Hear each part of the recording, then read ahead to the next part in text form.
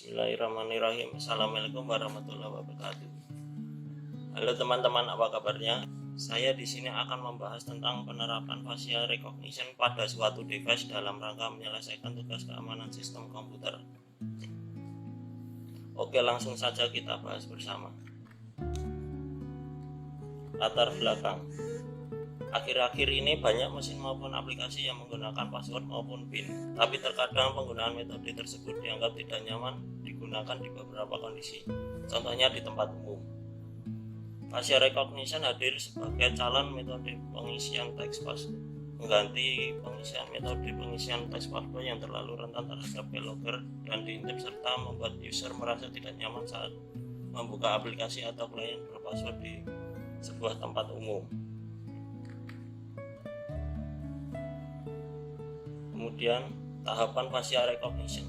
Facial recognition adalah salah satu jenis sistem identifikasi biometrik. Sistem ini mengidentifikasi seseorang dengan fitur-fitur khusus pada tubuh maupun DNA yang membedakan satu orang dengan orang lainnya. Contoh identifikasi biometrik lainnya adalah fingerprint atau sidik jari, retina scanning, iris scanning, serta voice recognition.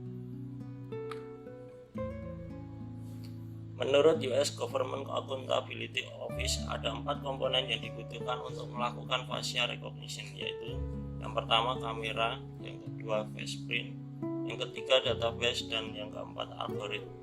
Untuk membandingkan fingerprint dari wajah target dengan fingerprint dalam database. Implementasi. Setelah komponen terpenuhi, kita bisa memulai melakukan facial recognition. Ada 3 tahapan yang biasanya dilewati, yaitu pertama detection. Detection yaitu sistem akan mengekstraksi pola dalam sebuah gambar lalu membandingkannya. Jika polanya sama, sistem akan mengasumsikan bahwa ada wajah dalam gambar tersebut. Yang kedua, fingerprint creation. Fingerprint adalah cetakan atau model wajah. Kami akan menjelaskan detailnya. Untuk membuat fingerprint ada 3 cara yang biasanya dilakukan, yaitu pendekatan geometris, yaitu mengukur jarak dan relasi spasial antara fitur wajah seperti titik pusat mata, bagian ujung hidung, atau garis bibir untuk mengenali wajah. Yang kedua, pendekatan fotometrik, yaitu menganalisis foto atau membandingkannya dengan database untuk menganalisis identitas seseorang berdasarkan statistiknya. Kemudian yang ketiga adalah analisis tekstur wajah, yaitu memetakan lokasi unik pori-pori, garis, atau bercak pada kulit yang berbeda antara seseorang dengan yang lainnya. Kemudian verifikasi atau identifikasi. Verifikasi berbeda dengan identifikasi, jadi outputnya juga akan berbeda. Verifikasi atau autentikasi. Cara ini membandingkan input foto wajah dengan data foto pengguna yang membutuhkan autentikasi agar lebih mudah diingat perbandingannya 1:1. Contohnya, membuka kunci smartphone dengan wajah. Kamu perlu memasukkan data wajah atau foto kamu terlebih dahulu untuk disimpan dalam smartphone. Saat kamu mengarah kamera ke wajah, akses smartphone baru akan terbuka. Kemudian identifikasi. Perbandingannya yaitu 1:n. Jadi input foto wajah dibandingkan dengan seluruh foto wajah yang ada dalam dataset untuk menemukan orang yang cocok dengan input tersebut.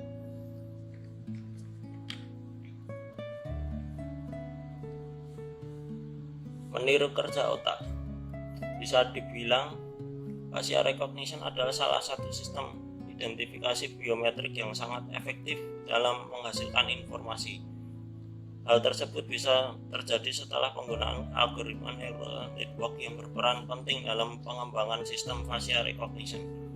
Neural network dibuat berdasarkan model cara kerja otak manusia.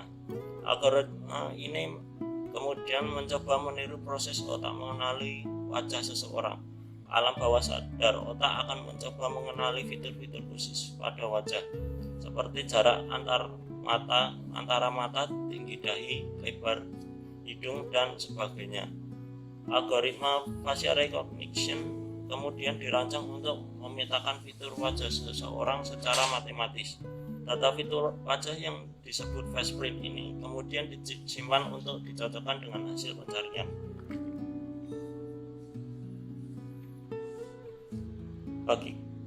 Bagi komputer, wajah kita adalah sekelompok angka. Untuk memahami cara kerja facial recognition, kita perlu mengetahui dulu konsep fitur vektor. Setiap algoritma machine learning akan belajar dari data yang terdapat dalam sebuah dataset. Algoritma ini akan menelusuri data dan mengidentifikasi pola atau pattern yang ada di dalamnya. Misalnya, kamu ingin mengidentifikasi wajah seseorang dari sebuah foto. Ada beberapa hal yang bisa kita lihat sebagai acuan pola. Rasio tinggi dan lebar wajah hanya mengukur tinggi dan lebar wajah mungkin kurang akurat karena foto bisa diperkecil atau diperbesar. Namun walaupun mengalami perubahan ukuran, rasio tinggi wajah terhadap lebar wajah tidak akan berubah. Dan kemudian warna kulit wajah dan lebar bagian wajah lainnya seperti bibir, hidung, dan lainnya. Komputer kemudian akan menentukan pattern dari data-data tadi.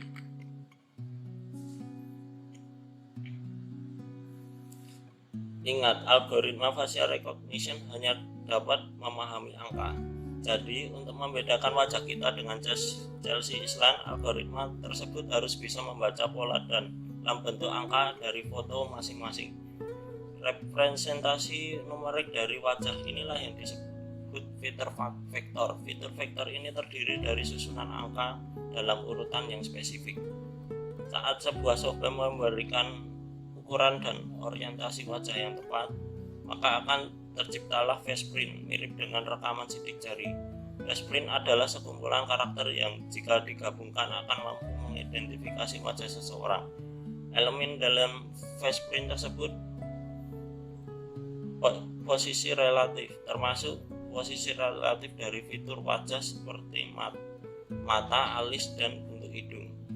Seseorang dengan mata yang kecil, kulit alis tebal, dan hidung mancung akan memiliki FacePrint yang sangat berbeda dengan orang lainnya yang matanya besar, alisnya tipis, dan hidungnya bulat. Kemudian facial recognition di berbagai industri. Dalam bagian ini kami akan menunjukkan beberapa contoh pemanfaatan facial recognition di berbagai industri.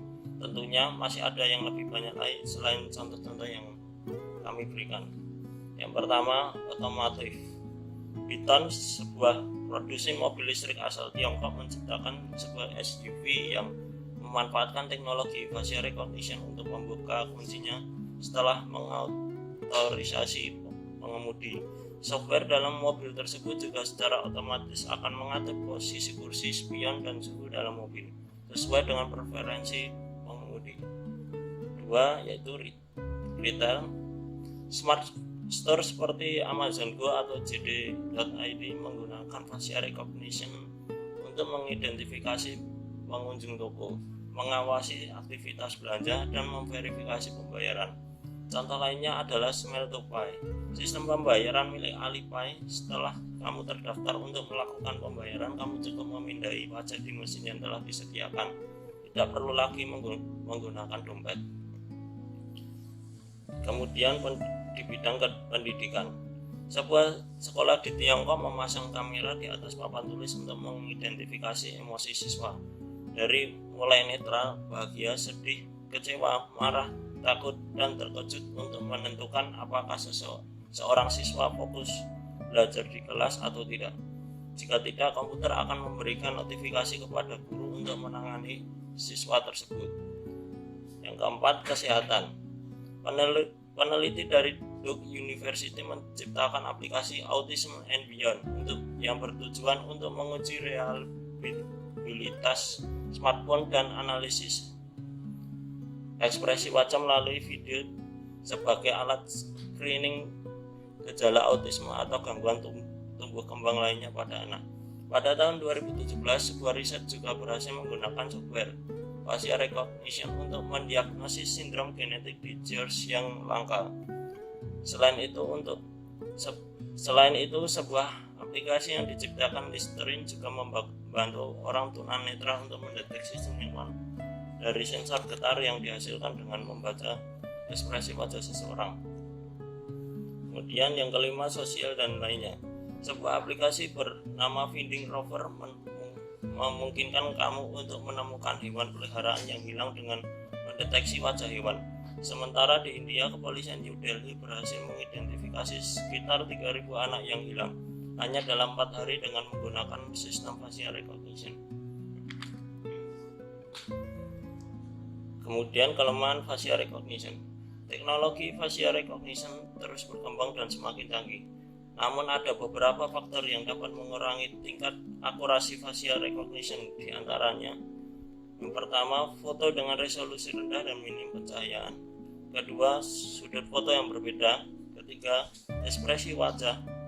Bahkan senyum kecil saja bisa menjadi tantangan tersendiri bagi sistem pencocokan wajah. Yang keempat, mata memiliki peranan kunci dalam menentukan akurasi. Maka benda seperti kacamata hitam yang menghalangi mata dapat mengganggu kerja software. Yang kelima, benda lainnya yang menutupi bentuk asli wajah seperti topi, shawl, atau mode rambut yang menghalangi wajah, terutama area mata. Kemudian yang terakhir, dalam kasus tertentu jambang dan riasan dapat mengganggu proses deteksi wajah. Selain itu, data identitas wajah juga perlu dipastikan tersedia. Jika pindahan wajah seseorang tidak terkait dengan profil apapun atau tidak ada di database manapun, facial recognition tidak akan bisa bekerja tanpa contoh atau pasangan. Identitas orang dalam scan foto tersebut tidak akan terungkap. Dalam beberapa kasus, pemanfaatan facial recognition sebetulnya masih menuai banyak pro dan kontra. Bayangan seseorang diawasi secara terus-menerus seperti di Tiongkok atau penyalahgunaan data dengan foto yang diinput terkadang membuat orang merasa kurang nyaman dengan maraknya penggunaan teknologi ini. Tapi seandainya kita dapat menggunakan data dengan bijak, menjaga keamanan data dan data digunakan dengan wajar tanpa melewati batas privasi seseorang, facial recognition akan sangat membantu manusia dalam berbagai bidang.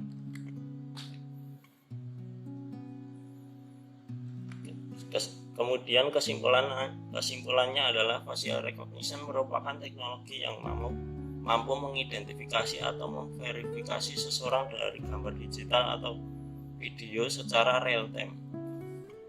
Facial recognition memberikan solusi kemudahan keamanan dalam pengaksesan suatu device yang membutuhkan privasi tinggi di masa mendatang. Baik-baiknya sistem keamanan pasti ada celah, maka dari itu keberadaan petugas keamanan tetap dibutuhkan keterampilannya. Dan juga semoga Indonesia menjadi negara pelopor dalam pemanfaatan metode facial recognition di masa mendatang. Demikian ulasan tentang penerapan facial recognition pada suatu device.